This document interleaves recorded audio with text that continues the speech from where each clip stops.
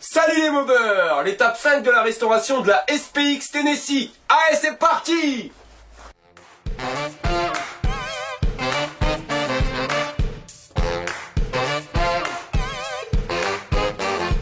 On va commencer par remonter le moteur qu'on avait démonté en étape 4. Mais avant de le remonter, on va quand même le nettoyer, parce qu'il est plus que méga dégueulasse et ça serait vraiment dommage de le remonter sans le nettoyer. Ça me permet quand même de vous montrer un truc, c'est-à-dire que ce moteur-là avant, il a été remonté à la pâte à joint, donc j'ai rien contre la pâte à joint, ça marche bien. Mais surtout, faites gaffe de pas en mettre de trop. Pourquoi? Parce que là, on voit que la personne qui l'a fait en a mis un petit peu de trop. Et ça a débordé, vous voyez, ça a été jusqu'à remplir le trou qui permet de lubrifier les roulements et le vilo. Donc la pâte à joint c'est bien, mais allez-y vraiment mollo, un fin filet, sinon ça fait pire que mieux. Pour le nettoyage, je vais me servir de la balayette à chiottes. Vous vous doutez bien que je vais pas frotter à la main, c'est quand même beaucoup plus rapide avec la balayette à chiottes. Par contre, pour éviter de prendre les carters en pleine tronche, vu qu'ils sont assez légers, je les ai vissés directement sur un bout de bois, vous voyez, vissés gentiment avec du jeu. Comme ça, je vais pouvoir les travailler, on est sûr qu'ils dégagent pas en pleine tronche. Les carters sont nickel de chez nickel, donc ça m'a coûté une demi-bombe de nettoyant frein à 2 balles, donc ça revient à 1 euro, plus 20 minutes, une demi-heure maximum de mon temps. Franchement, ça valait pas le coup de s'en passer. Maintenant, on peut repartir sur des bonnes bases. Maintenant, on va parler du budget, parce que ça commence à douiller sévère. Donc, j'ai dû aller chercher le matos. J'ai été le chercher directement chez un petit revendeur à côté de chez moi, et encore à côté de chez moi, à 30 km à côté de chez moi, mais c'est le seul qui a du matos de disponible tout de suite. J'aurais pu le commander sur internet, mais c'est pareil, ça fait le temps de le recevoir et tout. Je me serais ennuyé, donc là ça va, j'ai pris le matos, j'ai été chercher ce matin, tout est bon. Donc j'ai le vilo, j'ai pris un vilo renforcé, donc un vilo Artec, j'ai quand même payé 90 balles. Alors c'est clair, le petit revendeur c'est bien parce qu'on a le matos tout de suite, mais c'est pas forcément le moins cher. Au niveau des joints Spich, j'en ai eu pour 6 euros. Les roulements, donc je les ai pris chez SKF. Alors là, j'ai eu les deux roulements pour 23 euros, 10,50 € pour le petit, 12,50 € pour le gros. Donc ça commence à buquer en sachant que je les aurais eu nettement moins cher sur le site 1, 2, 3 roulements. Donc ça, j'en ai jamais parlé, mais les roulements que j'ai payés 12,50 à 4 balles, je l'ai sur le site 1, 2, 3 roulements. Donc bah voilà, si vous avez le temps d'attendre un petit peu, c'est quand même nettement moins cher. La pochette de joint, donc j'ai acheté une pochette de joint que j'ai payé 5,50, mais c'est pareil, on peut pas faire sans changer les joints.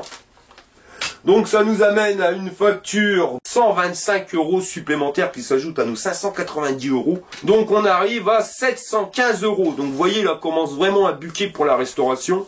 Et malheureusement, c'est pas fini. Je crois bien que ça fait du bien d'avoir des roulements neufs. Regardez, roulements neufs. Et on va essayer donc les anciens. Déjà, c'est pas le même bruit. Bon, là, en plus, il y avait du jeu. Alors, celui-là, il va pas du tout.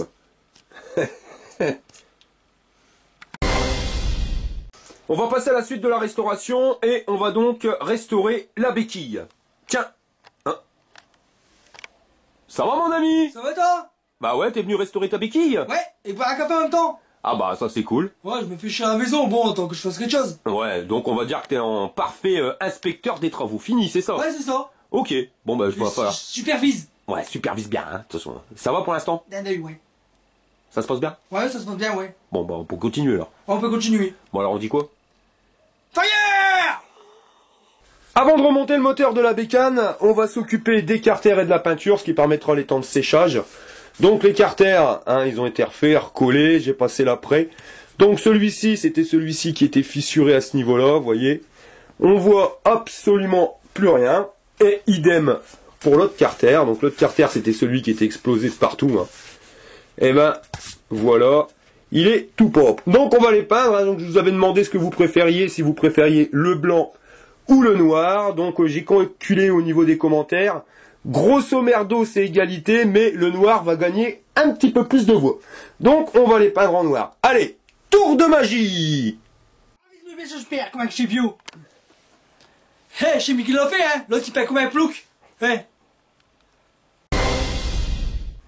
Avant de remonter le moteur, on va regarder le cylindre qu'on va remettre dessus. Donc j'avais deux choix. Soit je partais sur un modèle d'origine, donc je pouvais reprendre le cylindre d'origine, il était nickel.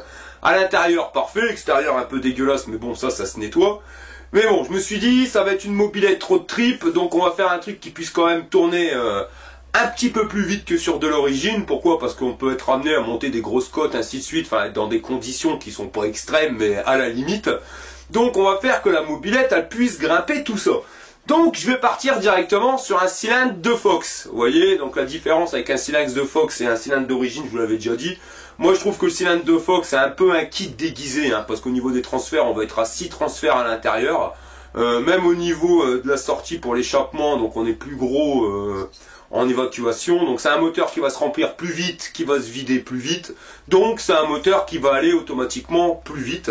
Donc après on ne sera pas obligé d'aller plus vite, mais ça pourra permettre d'aller plus vite. Vous voyez, si on est dans une côte, on est en galère, on met un petit peu de peps, et là la bécane elle va grimper. Mais bon, avant de remonter le moteur, je vais quand même préparer les carters, parce que j'avais dit la dernière fois sur la dernière vidéo qu'il n'y avait quasiment pas de préparation. Ouais, c'est pas une grande préparation, mais les carters d'origine, ils sont quand même l'ouverture un petit peu plus petite que pour les Fox. Donc c'est pas compliqué, on va préparer tout ça. Donc on prend le carter, vous voyez. On va venir l'emboîter, c'est pour ça on va profiter que c'est pas remonté, hein, c'est quand même nettement mieux. Sinon on peut le faire avec la technique, j'avais fait un tuto avec un joint, hein, on vient repérer. Mais là au moins, on va venir voir directement à l'intérieur comment que ça se passe. Et ça va pouvoir venir permettre d'aligner pile poil. Donc on regarde là où il y a de la matière à enlever. Et on va venir avec un Dremel, on va venir retirer tout ça, petit à petit les matières.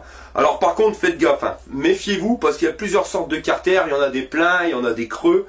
Si vous tombez sur un carter creux, il peut se préparer, il y a quand même de la matière à enlever. Mais non, n'enlevez pas trop, parce que si après on arrive dans le creux, après c'est rebouchable avec de la pâte magique, hein, la radite. Mais ça fait toujours des galères en plus et des pâtes à acheter. Donc allez-y tranquille au bilou si vous n'êtes pas sûr que ça soit un carter plein. Donc on va venir directement le tarauder, enlever la matière de telle manière à ce que ça puisse bien coïncider entre le carter en bas et le cylindre en haut.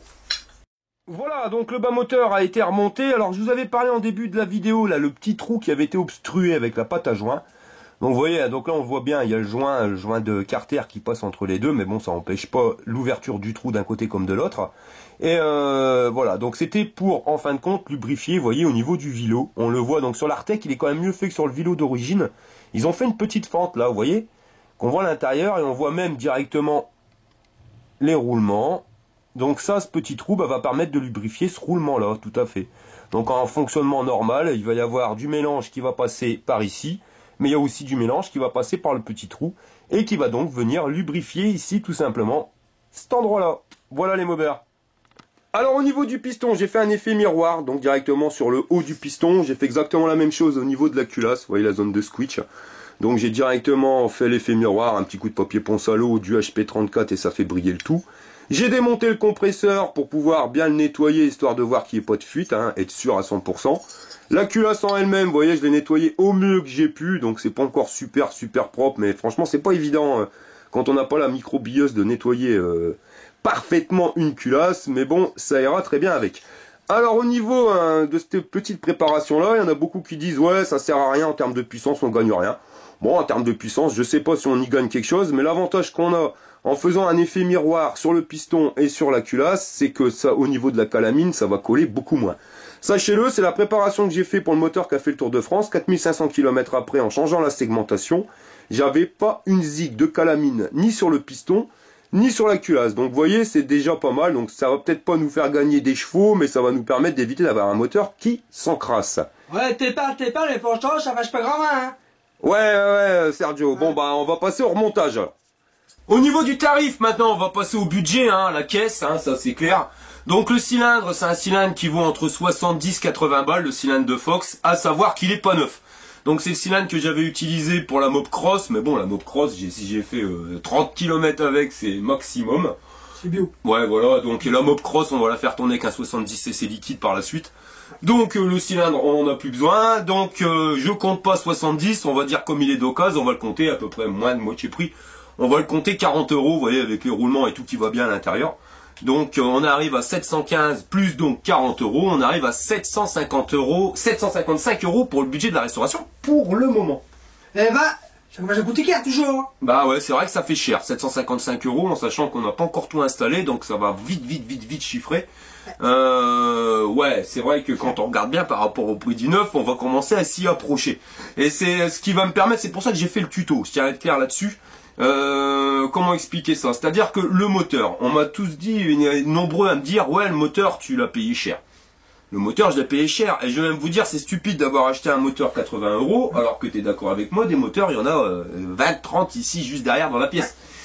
Mais voilà, le but de cette vidéo, c'était de vraiment montrer, c'est que c'est Monsieur Tout le Monde qui fait sa restauration. Quand je dis Monsieur Tout le Monde, c'est pas péjoratif, mais c'est une personne, qui a pas un compresseur de 200 litres à sa maison, que son bon frère, il est pas peintre, que on n'a pas un stock phénoménal de pièces de mobilette parce que c'est sa première restauration qu'on veut faire. On n'a pas les connaissances avec pas mal de gars qui ont des mobilettes et on passe un coup de fil. Elle peut pas avoir tout à portée de main non plus. Voilà. C'est... Si on veut faire une vidéo vraiment qui reste dans le but dans laquelle on l'a faite, c'est-à-dire de savoir combien ça coûte, ben il faut se mettre et faire comme on peut. Donc c'est pour ça que j'ai racheté le moteur et je l'ai acheté pour voir le prix, le budget actuel, combien que ça va nous coûter. Et c'est d'ailleurs ça où il faudrait peut-être mettre la petite puce à l'oreille, c'est quand vous voyez sur le bon coin une mobilette à 500 € et on vous remarque dessus, elle a été refaite à neuf, bah calculez bien, parce que... Je sais pas ce qu'il a fait, mais bon. Hein, bah voilà, donc... du bras ou quelque chose comme ça, mais on sait pas. Soit le gars, il vous a fait une restauration et il vous la revend moins cher que ça lui a coûté. Alors là, je vois pas le but, c'est qu'il doit y avoir une anguille sous roche là, derrière ça. Ou alors, il a quasiment pas fait. Voilà, parce que là, pour le moment, on est arrivé à ce niveau-là. Ça me permet de vous dire que pour la prochaine restauration qui sera faite ici, donc pour la 103 SP, la ML, donc ça va être fait différemment. C'est-à-dire que là, ça sera pas ma mobilette, c'est une mobilette qu'on vient m'apporter. Et c'est une mobilette où le gars s'est donné un budget pour restaurer sa mobilette. Donc là, il va falloir faire une restauration en respectant un certain budget. Donc malheureusement, il va falloir faire des choix. Enfin voilà, ça sera différemment, ça sera par rapport à un budget. Mais là, on voit que si vraiment on veut tout faire nickel pour que ça soit à neuf, pour le moment, on est arrivé à 755 €. Eh ouais. Ça buque. Ouais, ça buque tout chaud, hein. Mais bon. Le moteur est remonté, là ça commence à devenir bon, ça sent quand même le démarrage. Donc au niveau du moulin, je ne l'ai pas dit tout à l'heure, mais sur le cylindre Fox, il n'y a pas le trou pour le décompresseur, donc j'ai rajouté le trou pour le décompresseur, j'ai pas filmé, il y a un tuto dessus directement. La pipe, j'ai mis une pipe de 15, j'ai changé la pipe d'origine pour une pipe de 15 avec les clapets Doppler, histoire de faire rentrer plus vite le mélange. Donc ça c'est un truc que j'avais d'occasion, donc on va compter 15 € pour le budget, donc ce qui nous amène à 755 plus 15, 770 €. Au niveau du vario, donc sur le moteur que j'avais acheté, il y avait un vario qui était fourni avec, mais un peu tristouné, on va dire que la joue elle a un peu bouffé. Mais moi j'avais retrouvé donc dans un stock de magasin, un magasin qui fermait, donc il m'avait revendu un vario mal aussi, nickel, 20 balles. Le seul truc c'est qu'il me manquait le canon à l'intérieur, vous voyez. Eh ben pas de souci, donc on va récupérer le canon sur celui qui est un peu tristouni au niveau de la joue. Et on va venir l'installer sur notre vario, comme ça on va en faire un vario mal aussi, quasiment tout neuf, donc pour 20 balles. Là je trouve que par contre c'est une bonne affaire. Donc 770 plus 20, on arrive à 790 €. Ici l'ancien vario, là le nouveau, comme vous pouvez le voir entre les deux, il y a quand même pas photo. Ça me permet de rebondir sur un truc, au niveau des galets qui vont être à l'intérieur. Donc pour votre réglage, c'est surtout pour le réglage, il existe des galets programmables. Alors pourquoi programmables, j'en sais absolument rien. Moi j'aurais dit des galets réglables, c'est tout simplement ces petits galets qui sont ci, donc ça se vend par paquet de 6, avec plein de barres, et comme vous pouvez le voir à l'intérieur, il y a plein de trous. Et avec une clé, vous allez venir rajouter des points à l'intérieur où vous allez les enlever. C'est-à-dire que vous pouvez régler le poids de votre galet. Alors c'est super pratique quand vous faites des réglages, parce que c'est vrai que si on est un peu tatillon sur l'ouverture de son vario, faut les régler. Alors soit on va aller acheter toute une gamme de galets pour pouvoir avoir quand même un choix, si vous voulez faire des réglages. Il vous faut plusieurs poids de galets pour pouvoir voir la différence. L'avantage que vous avez avec ces galets programmables, c'est que vous avez votre plage avec les mêmes galets. C'est vous qui rajoutez les poids, c'est les petites barres. Les barres elles font 0,5 g.